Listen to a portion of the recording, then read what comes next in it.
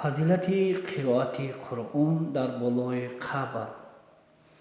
қироати ҳамаи оятҳои қуръон дар болои қабр ҷоиз аст, вале қироати сураи ёсин афзал ва аҷри он бештар мебошад. таври мисол, алома бадриддин айнӣ дар китоби умдат ул қори ки ва бузургтарин шарҳи китоби саҳиҳи имом бухорист, аз абубакри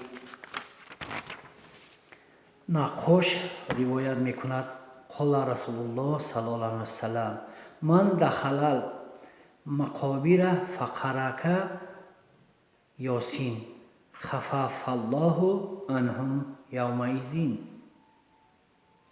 пайғамбар саллаллоҳу алайҳи васалам фармудааст: ҳар ки дохили қабристон шуда сураи ёсинро қироат кунад, худованд он рӯз азоби аҳли қабристонро сабук месозад.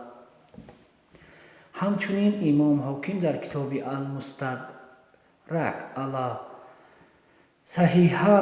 Саҳиҳайн ҳадиси номри 1753 аз саҳобаи пайғамбар саллаллоҳу алайҳи васалам Маъқил ибни Ясур ривоят мекунад: қола набӣ саллаллоҳу алайҳи васалам: иқрау ясин инда мавтакум. расулуллоҳ саллаллоҳу алайҳи васалам фармудаанд: назди мурдагони хеш сураи ёсинро хонед.